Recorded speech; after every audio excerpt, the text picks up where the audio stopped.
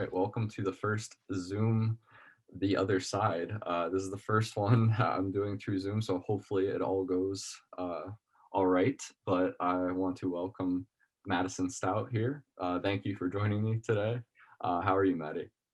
I'm good, Kev. How are you? I'm I'm stressed, and it's actually good that I'm so glad that I have you now to talk to you about this because uh, there's just so much going on right now with school for me at least, and I'm sure with you as well. And if you don't mind me asking you, like, could you tell us a little bit about yourself, where you go to school, and everything that you're a part of? Because I know you are pretty involved.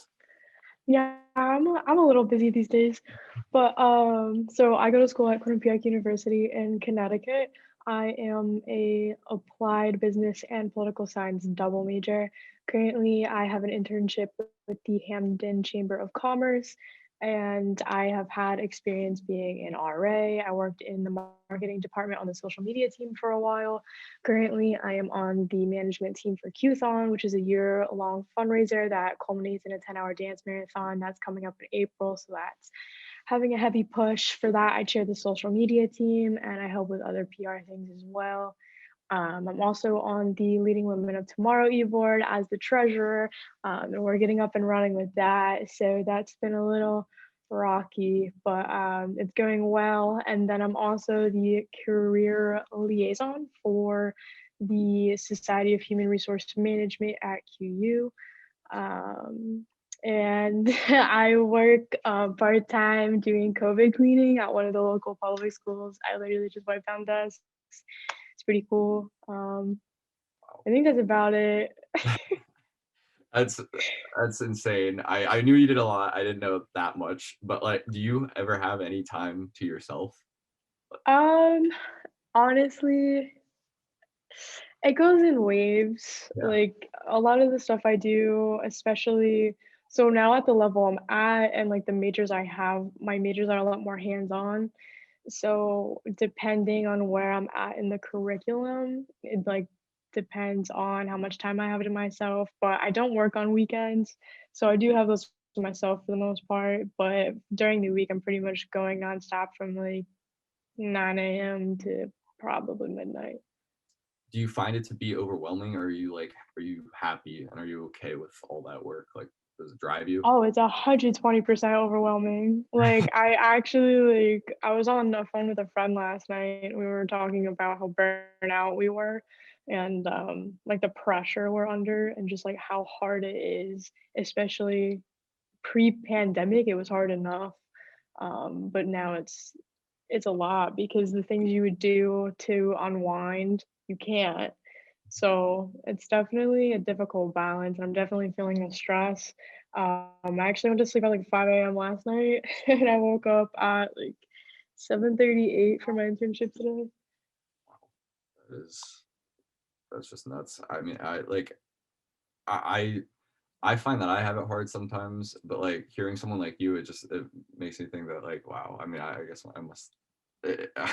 I gotta do better. But No, no, no, no, no, no. Like everyone's workload is their own. Like just because we're doing different things doesn't mean it's any less hard. what did you say your major was again? Applied business and political science. And what do you hope to do with that once you graduate? Um, right now I am kind of like at an impasse because I really enjoy the nonprofit sector. But I'm not sure if I want to do like the more political side, like and work closely with like Capitol Hill and stuff like that, or I played around with the idea of going to law school, and doing like contract law for nonprofits. And right now I'm like pretty like I have a pretty good background in communications. So I was thinking about maybe going to grad school for strategic comm. I don't know. I'm playing around with like a couple different ideas, but either way, I want to work like somewhere in the nonprofit area. That's cool. Will you be done in 4 years then, or like Yes. next year? Okay. Yeah. Yeah, I'm actually spending a fifth year in school now, so I'm excited for it, but I mean, obviously, it's gonna put me in more debt, and at the same time, I'm kind of hoping that maybe things will return back to normal, that I'll get that year back, kind of that we lost. I'm not sure, but I'm just Yeah. holding out. But for the main point that I'd like to talk to you about is obviously the stress and the overwhelm, or the overwhelming feeling of school, the immense pressure that it puts on everybody. I think it's something that's it seems to be brushed over. And I was thinking about, like, we could talk about a million different things, and we've had several debates in the past, but the thing you shared was your friend, correct? Uh, Gabby. and she shared just about like how overwhelmed she was, what your school is doing, and you guys also as well only have the mental wellness days, or how many days did they give you for that? We have 2, And that took place, and we already had 1. and you guys don't get a spring break? No. Yeah. And they do it like once, or there's like one every month or something like that, or I guess. No, not even. We've only had 1 day off so far this entire semester.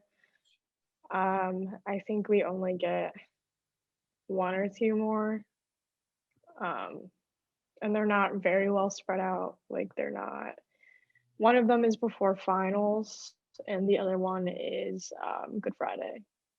I But know that for us they did the same thing. They took away our spring break, and then we have three mental wellness days, but one was a Tuesday in February, then one was the Thursday last last week and in March now, and then we have one on Wednesday in April, but they split it up so that there's no way that, like, if you wanted to have an extended weekend or something like that, they didn't give us a Friday or a Monday that kids could go home. They put it all in the middle of the week. And so I thought that that was kind of BS. And I think that everyone, because I think what spring break was supposed to, if it would have happened normally, uh, it, it was much needed for everybody. And I don't think these wellness days are doing anything for anyone, because every day, every wellness day that we've had, the two that we've had so far, and you could probably speak for this for the one that you've had as well, like, I was still had a million things I had to do and work. And I know I saw in your friend's post as well that I think she said like she worked a 9 to 5, a non-paid internship on her day off, and then had to do other work outside of that. Um, I mean, how does that make you feel? Like, what are your thoughts on that? Um, I'm burnt out, I'm angry, I'm very frustrated.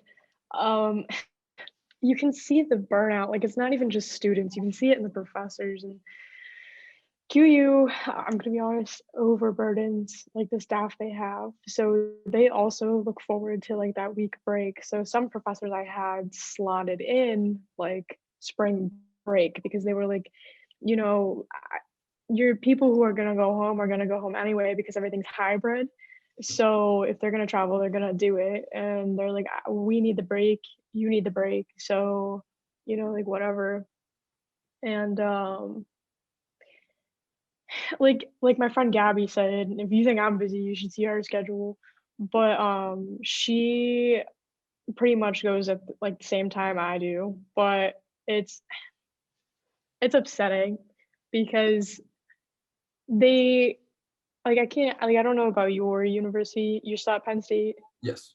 Yeah, I don't know, like, what Penn State's doing, but, Quinnipiac was like, "Oh, like, your mental health, it's so important, like, make sure, like, you have a focus on that, make sure you take care of you."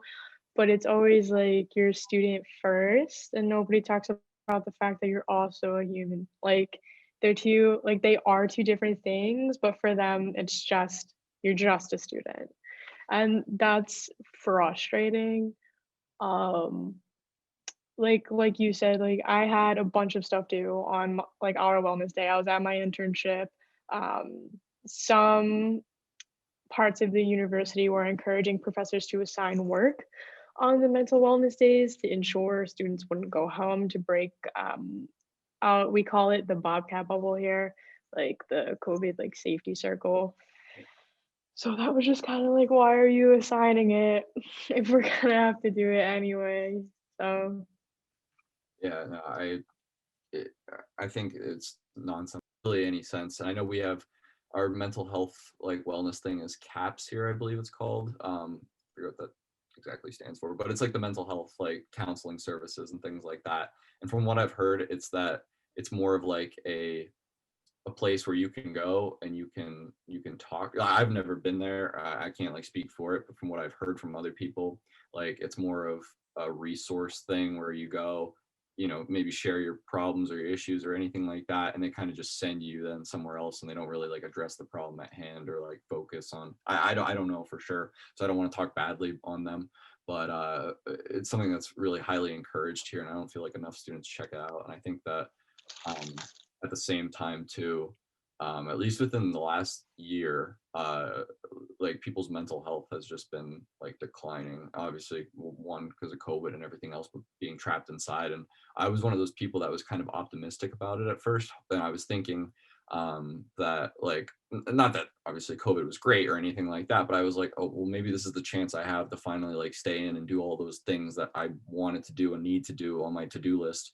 And I've only found myself procrastinating more and more and more, and it just doesn't seem to end. And now the whole that's like kind of caught up with me. I was gonna show this here. This is my my whole week here just mapped out, and it just doesn't it doesn't end. And a lot of that is because of procrastination. It's finally caught up to me like this week, but on top of that as well, it's just every day there's something. And I told a couple friends about this like a couple weeks ago.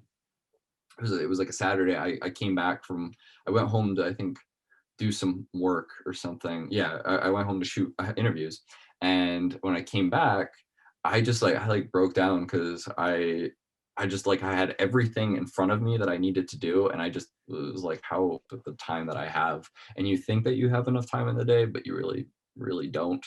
I called my mom and I was like, I can't do this. I'm gonna take a gap year. Like I just can't follow through on it. And then I just realized that I need to reevaluate my priorities and put everything that didn't matter to the side and just focus on, what matters most right now, which would just be school. And it's hard to do, especially as a student.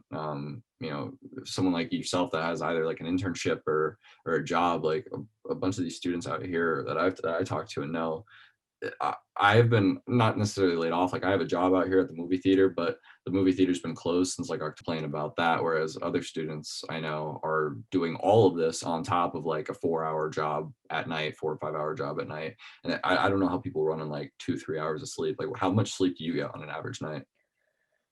It depends. Last night, I'm currently running on probably like 2 or 3. Um, you've known me for a while, like, I've always had, like, mental health, problems, but, like, lately, it's just been so bad. I probably clock on a good night, probably 7, but it's not good sleep, so it probably equates out to, like, 4 or 5 hours. Um, and that's, like, if I have time or, like, procrastinating, like, I put things off because if I don't have time for myself.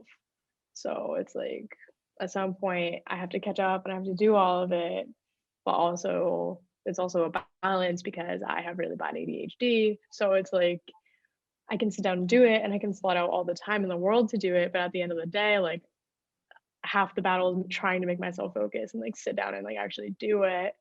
Yeah.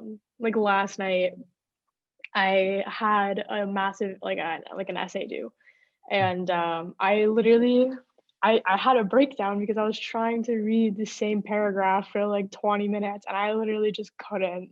Like I couldn't like comprehend it. I was like reading it, but like I wasn't reading it. And like honestly in the past like week or two, stuff has really started to come to a head for me, like mental health wise. Um Connecticut takes like lockdown really seriously, and I am in a high risk household.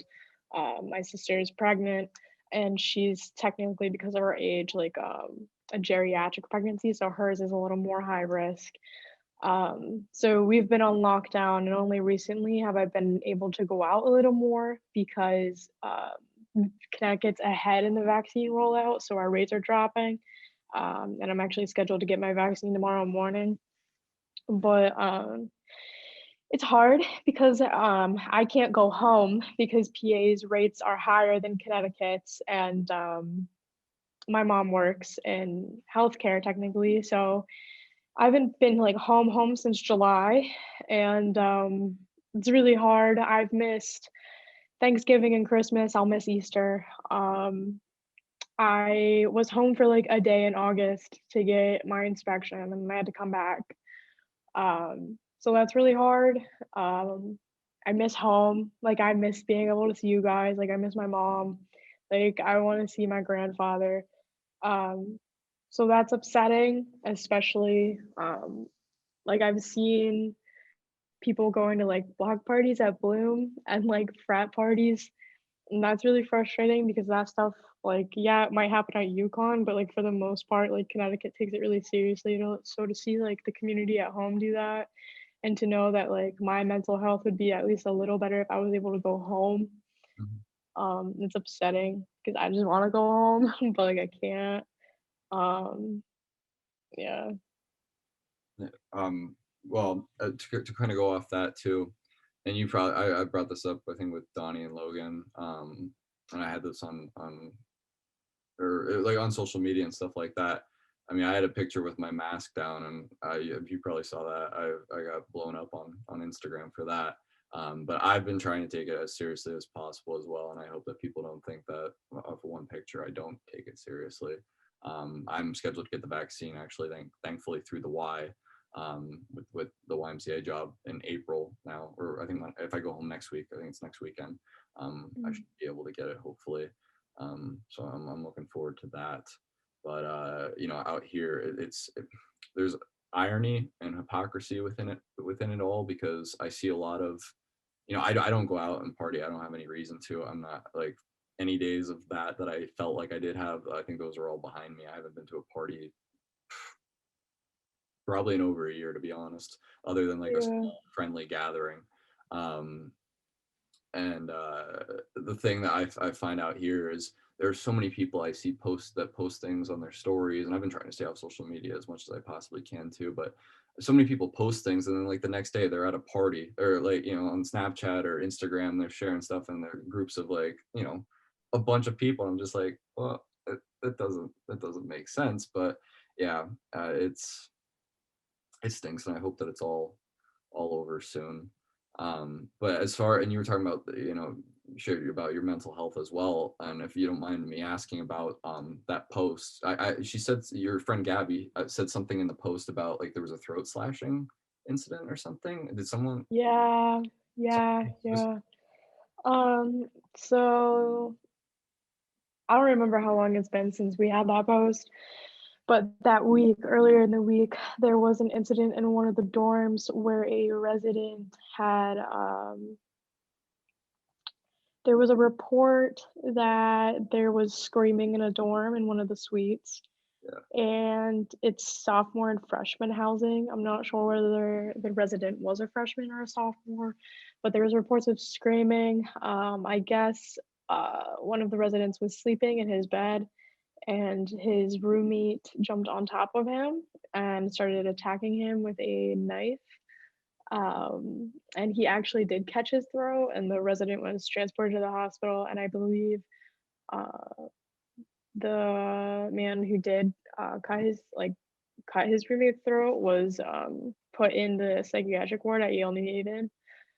Um, I do believe the resident that had his throat cut is fine, like he's out of the hospital now. But yeah, that was a whole thing. And then last week we had, um, oh, what was it? One of the residents in another one of the suites was arrested by Hamden PD, in possession of cocaine and paraphernalia, because he was dealing out of the dorm. Which is like, so like that stuff is like kind of like really common at like UConn and like big schools. Not common here. Like here we had like my freshman year, um, we had like we would get text alerts because of a bear behind human resources because we literally live next to the woods. Yeah. Um, no, that's a lie because no, so my freshman year there was a machete incident Gee, in the same dorm that the kid like had his throat cut. wow. Well, I didn't know if that was about like a mental like I didn't know if that was like stress or like someone, you know, attempted suicide. I didn't know what that was. I No, it was an attack, but I think it was a mental health related situation. Okay. Since they did put him in the psychiatric ward. I haven't heard anything else, Yeah, I mean, but I just, I was curious to see what that was, but, to ask too, I know you said that that stuff's common at UConn, not necessarily where you're at. Like, how big is your campus, and like, about how many students would you say go there? It's smaller, right? um, yeah, it's pretty small. Like all of my classes have like anywhere from like 10 to 20 kids. Like they're pretty small. And you know everyone pretty much coming in. Like if like obviously it's bigger than like where we went to high school, but um like I pretty much rotate the same classes with the same people. So you get to like know people pretty well. I would say like maybe 10,000, 13,000 kids Yeah, max total. that's not too much. I mean, yeah, when I started off at Penn State Hazleton, there was like less than 2,000, probably only a little bit more than 1,000 or so. And now coming out here, it's, I mean, at Hazleton, I didn't know everybody, but you like recognize faces a lot more, or a lot Yeah. easier. And then out here, there's thousands of people, and there's still a ton of like.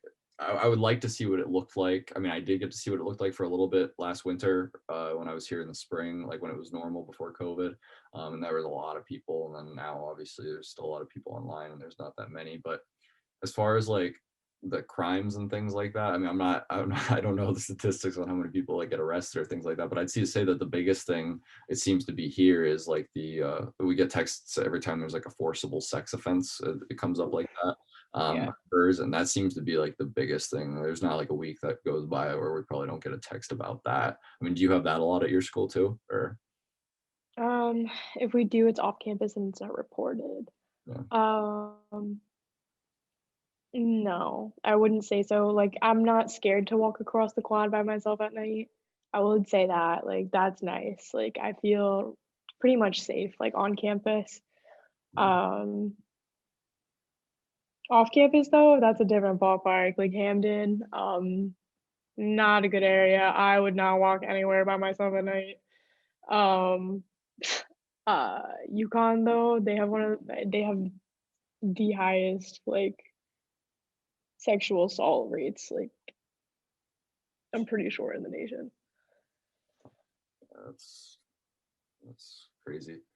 Um, Oh, I was gonna ask too. I mean, this is not to go from that to No, I'll something, talk about whatever. Go for it. but it's quite the change up. But I was gonna say, do you like do you like where you're at now better than Berwick High School? Like, yeah, do you like college better Um, than high school? so I miss like I will say I miss like the small dynamic where like everyone's comfortable, Mhm. but I like being at college. I like being at college. I like what I'm doing. Um, there's currently a tour walking by me, so rip if they hear this, but I'm not a fan of how Quinnipiac has been conducting themselves. I think they can do a lot of things better, and I'm not overly happy here. But I'm making the best of it, and I'm doing what I can. But I like being here. You know, I met a lot of good people. I have a lot of good opportunities, so I can't complain. Yeah, I mean, as for me, and I like to talk to people, especially that I graduated with, about this as well, because when they I think it's such a lie when you hear like, "Oh, college is the place you'll meet your closest lifelong friends, and high school is just a sham." And I'm like, I I think my best friends are still from high school, and I could easily say that now as a third year junior. Still like Braden, Ben, all those guys are still my best friends from back home, and I miss them Yeah, out here. And it stinks every time that like I do go home for like a day or two or like a weekend. This semester has been a little bit less. Last semester I was able to go home like every other weekend. Um, and like every time I come back or leave, it always it hurts a little bit. Um, but out here, and I don't know. I was gonna ask you. I don't know if you could testify for your school. And how do you say your school's name? Quint. I can't even pronounce it. I've been just saying you Quinnipiac, Quinpiac. Quinnipiac, Quinpiac, like Quin. Quinnipiac. Quinnipiac. Okay. Yeah, I don't Yeah. think I'd be able to go to a school if I couldn't pronounce its name. Just call it QU. Everybody calls it QU. It's okay. Let's stick with that then. Um, but as far as out here, and I was wrong to think this, but I was just like, everybody seems so fake out here, and I don't like it. I don't know if that's how it was like at QU for you. Um, I I don't know. I kind of struggled with it for a while because when I was out here in the spring last year, I had such a great time, and then obviously we got something for COVID, and like it's been less of a chance to meet new people and things like that. Um, but I was talking to someone, and they told me you need to look at it like don't look at the people as fake or anything like that. They're just people that share different interests, and obviously nobody's going to be the same person that like you were friends with back home. Um, you just need to find your groups of people. Is that how you find it is out there? Like that you have just your groups of people. Like, do you have anybody that you're like extremely close to, like you'd say you had back here in Berwick, or no? Yes. So, okay, so this is gonna be a tangent. That's okay. So, all right, so obviously, like, I'm from PA, like, we're from PA, but my sister works here, like, in the area, so I live with her, and I commuted my freshman year. Forgot about that. Obviously, we come from a poor area, like, I was, like, stupid poor growing up, like, like, I don't need to explain that to you. Here, these kids here, I have never in my life seen the amount of money that I see on this campus daily.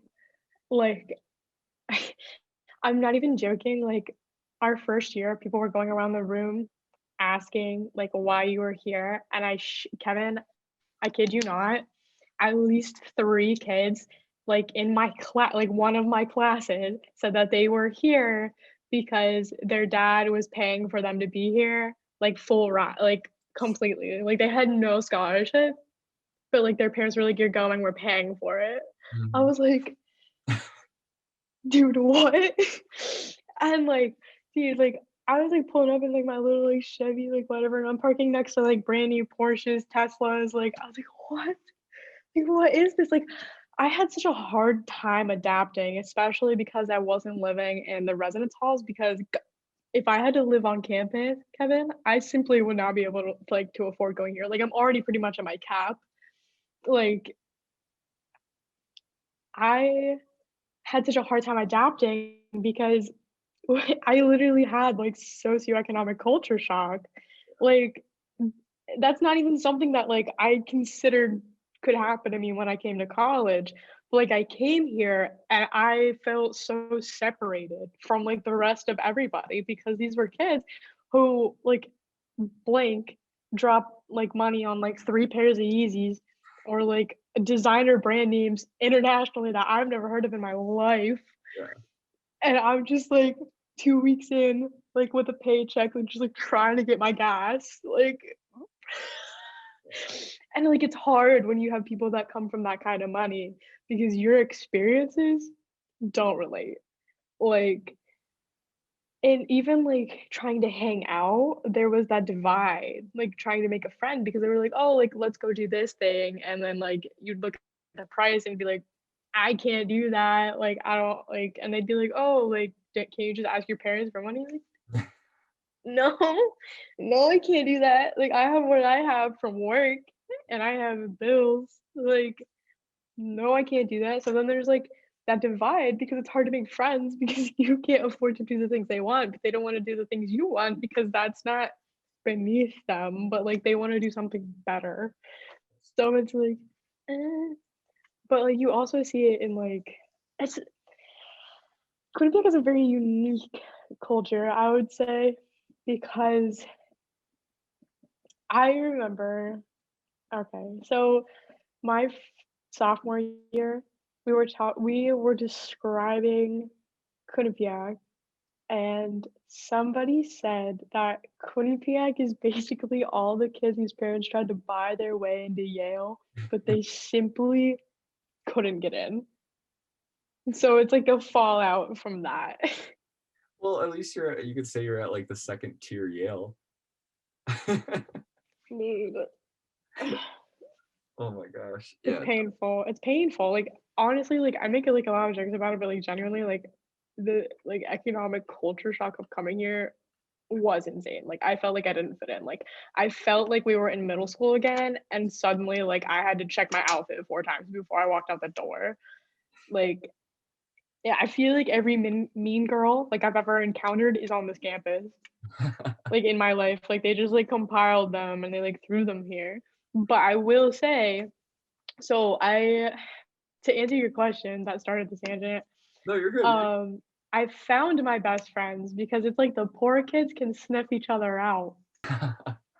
Or, like, the friends I do have that do come from privilege, they're more grounded because they either A, didn't always come from privilege, or B, like, they were just integrated more. Mhm. So, I will say that I didn't have, like, a solid, like, really close-knit group of friends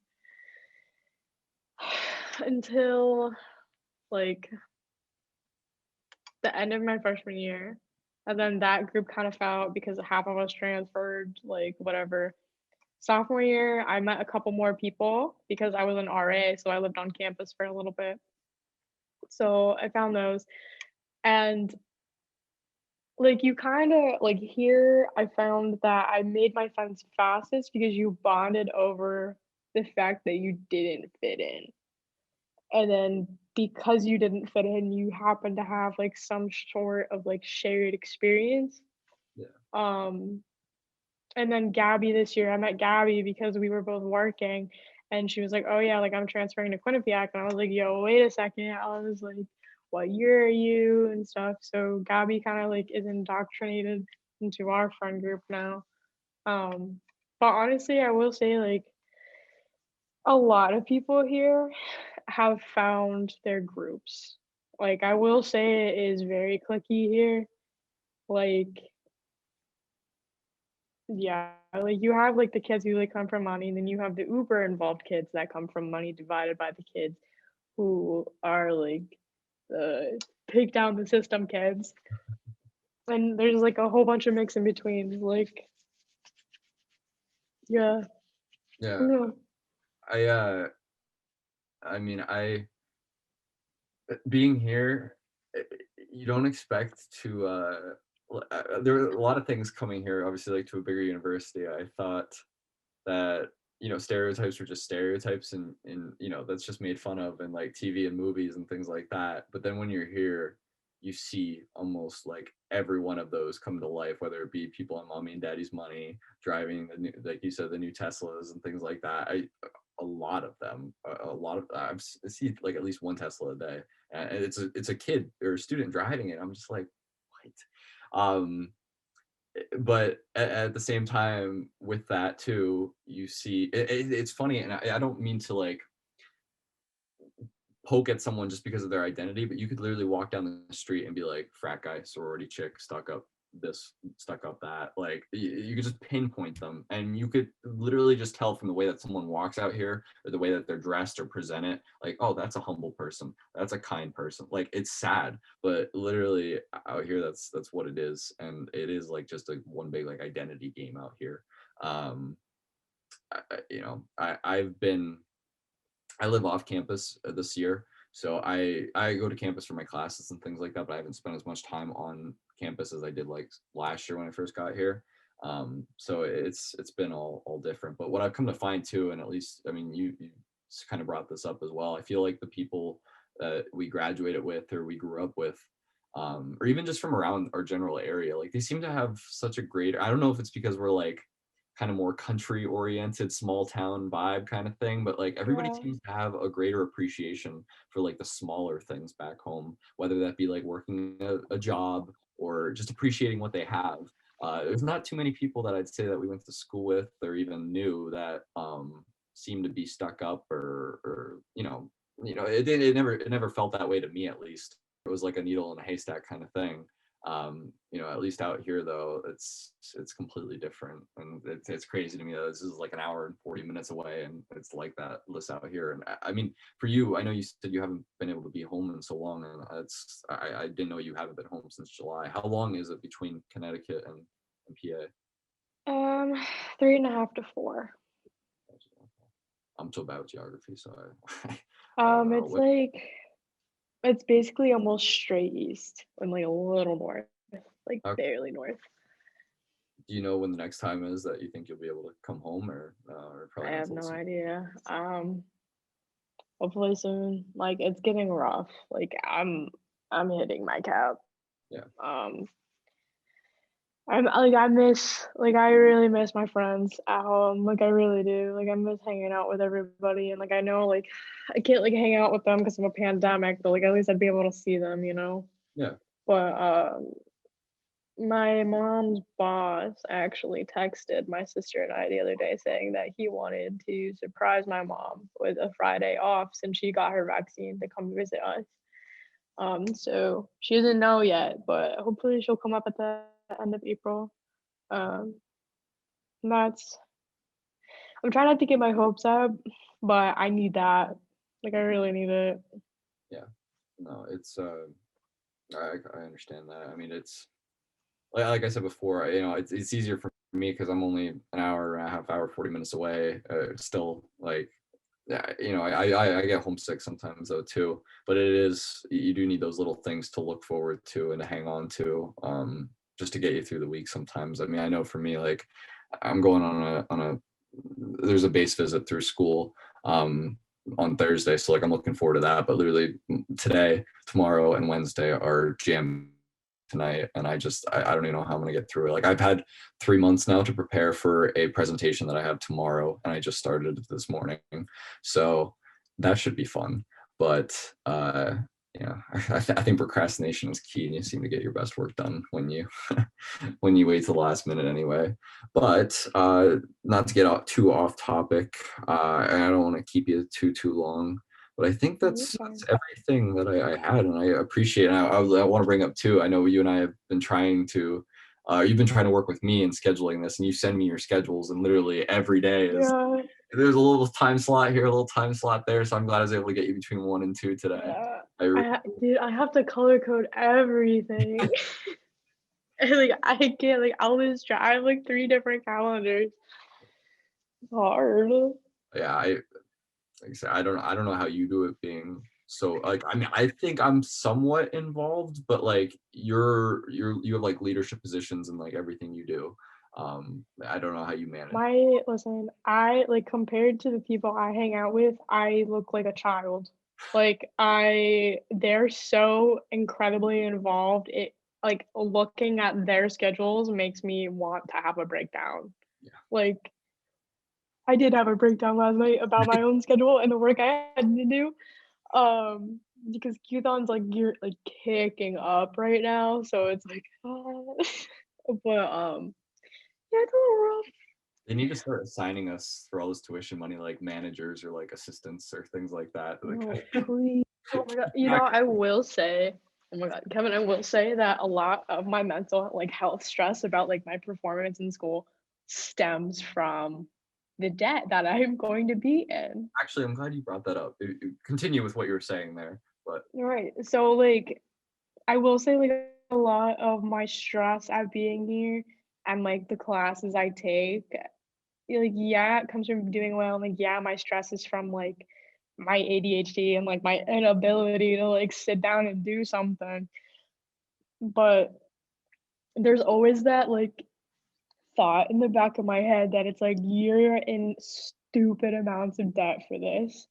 Like you are going to be in debt until you're 50. yeah. If you're lucky. Like I am probably going to live the rest of my life making student loan payments. And like we recently had like a are still having a problem right now with like socioeconomic stuff on campus. Like it's really coming to a head, and like there's a ton of meetings and pressure from students to the administration about economic equality on campus because it simply doesn't exist. Like I wasn't joking, like it's bad. And one of the things I said, and I think you'll probably be able to resonate with it. Um, I feel like Berwick's a cycle of poverty, right? Like it's that small town. Like if you're stuck there, you're stuck there. Like your family's like a lot of everyone's families like immigrated there. They stayed there. They're the factory workers. They came from the boom. They weren't able to build themselves out because one person somewhere got into debt and it just spiraled down and they can't get out. And it's a vicious small town poverty cycle, right?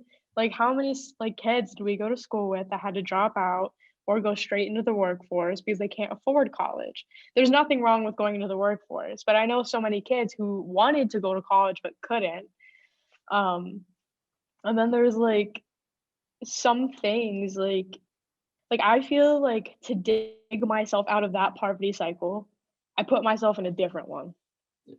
Like, I just went from poverty cycle to try to dig myself up out of that one because maybe the opportunities in this cycle are better than that one. But I'm still gonna be in debt, like, either way. Yeah, it's a vicious cycle. It's a really bad game to play. I completely agree with almost everything you said there. Or well, actually, yeah, everything you said there. Um, I was doing the math for the first time actually a couple months ago. I never really like. I mean, I always kept track of how much I owe, and I have help from my parents as well that are currently like put like like small monthly payments on the loans that I have. But I was still planning on coming out with 50 to 60,000 in debt by the time I was done. Now with the fifth year in school, and I reevaluated all my loans that I have, all the FAFSA money that I borrowed, and then student debt on top of it all. It's going to come between, I believe, like 75 and $80,000 by the time I'm done. And I was just like, I don't even, I don't even think of it in the moment because I'm like, that's something I'll worry about when I graduate, and it's gonna be like a kick in the ass as soon as it happens. But I question, every day, especially with this last year with the pandemic and all and everything that's going on. Like we're paying the same amount, if not more, for a lot of these virtual Zoom things. No, nothing hands on, none of the same experiences and things like that. We maybe get stupid dumb discounts here or there for something that's not even worth it. But I've talked to so many people that I just say that within the last year, there's been a lot of great times. But for me, I feel like I lost a year of education completely. And as a film and video major, I could learn essentially probably all of what I did learn in the last year through YouTube and could have saved a lot Mhm. of money. But yeah, it's nuts. And how you were saying about Berg people climbing from like one poverty circle to another poverty circle, I see that like the families that live there. I like I said, I admire Berwick so much. I love Berwick, um, but there's not many people that I know that we graduated with that want to stay there. A lot of people that I talk to always just talk about getting out. They don't want to stay in Berwick. And honestly, if it came down to it, I wouldn't mind living my life in Berwick. Like I said, I love it, but I do want to get out and venture and explore before I would come back. It's something that I think like maybe I'd retire in Berwick, but I wouldn't want to spend my entire life working there doing things. But the town's given me a lot. And I'm appreciative for it. And I'm sure you can probably testify for that as well. I mean, heck, you were the president of the teen center, right? Or it was Listen, president, vice president, or president. president. That's right. That's right. Yes, Justin was Uh, my VP. yeah, I couldn't. Yeah. Yeah. So I mean, yeah, you can agree there as well. So I mean, yeah, I won't keep you any longer because I know that you have a lot to do. And I really You're appreciate good. you taking the time to talk to me and share with me what you did. My goal with the podcast is obviously like to get into politics and those things as well. And I want to consider mental health politics, but I think that it's a social issue that definitely gets undermined it or like not or brushed to the wayside. I think it's something that's been coming up a lot more. I know for myself at least, for a long time, even like within until like the last year, I'd say I always was just like, oh, people need to just suck it up, and I had that mindset about it. Um, and I thought, oh, people are just faking it here, or they're using that as an excuse. That was my mindset on it for a long time, and not that I with it, but I can now see where people come from with it. My eyes have been open to that. So I think that's one aspect that I've at least I like changed or changed my stance on.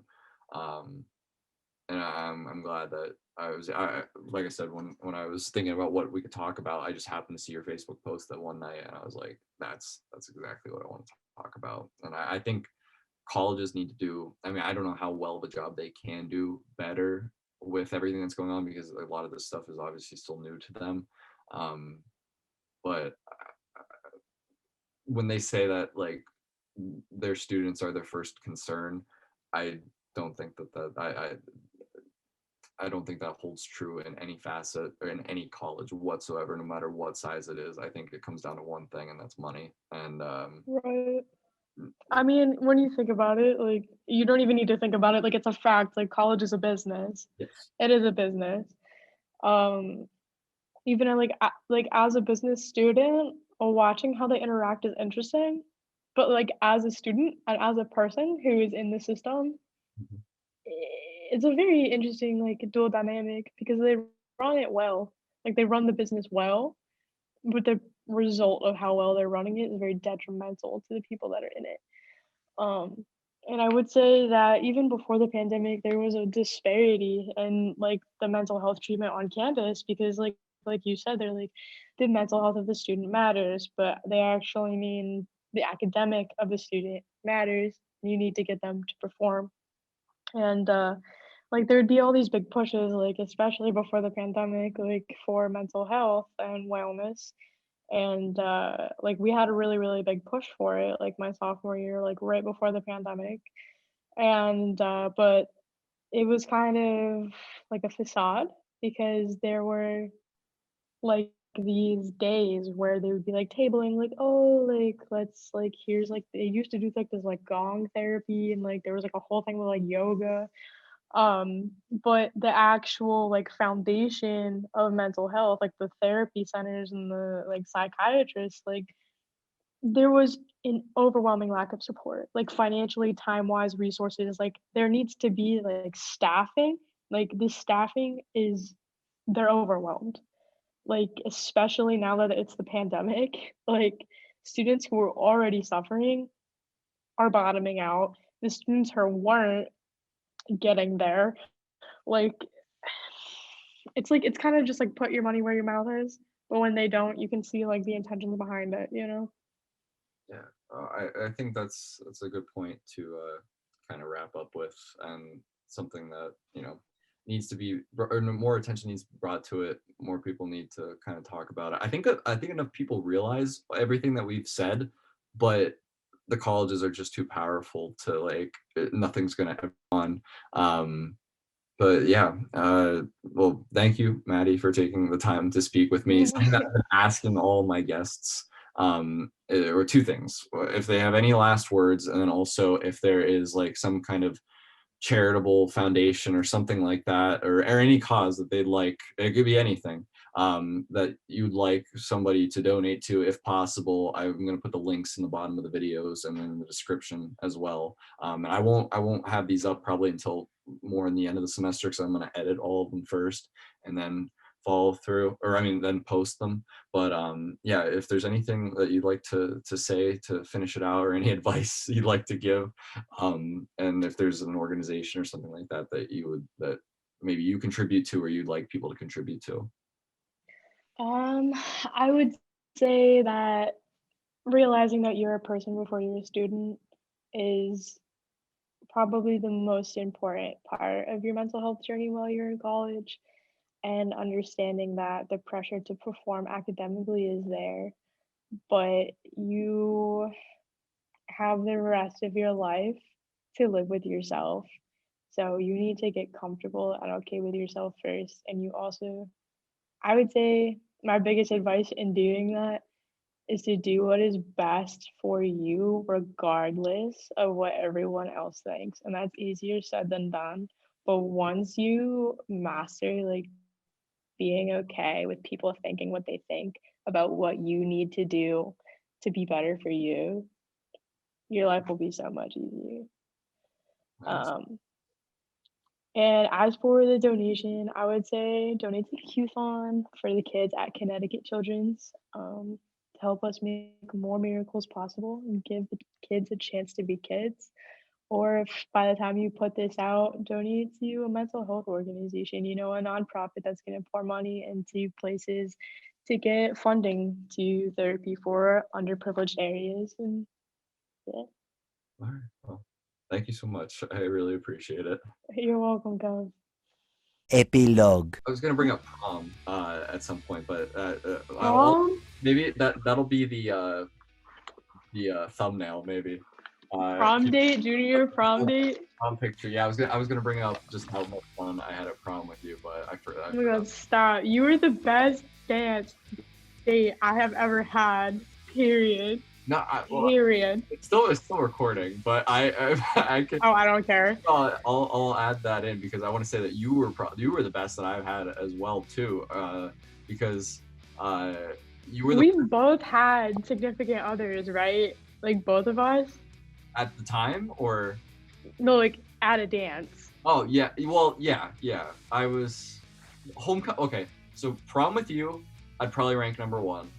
Well, oof, I would rank that number one for me too. prom and my senior homecoming. Those were both two of the greatest high school days of my life. Um, but yeah, you were the first person that like that I was willing to actually like dance with, and I didn't. It like nothing else mattered. I was always so like shy I and know. conscious of things, so it was It fun. was really fun. We were like really great friends, and that was it. Like you didn't have, like we didn't have to worry about anything else. Like Yeah, it was good. I'm glad. I'll probably add this in there too, and I'll put a picture of us from that. Maybe I'll use. Do it. Oh my god! Put the picture of the one where you fucking edited me in on the stairs. Oh, got him. That was prom. I will do that. All right. Well, Do. I'll let you go. All right, I'll see you. Bye, Kev. Bye.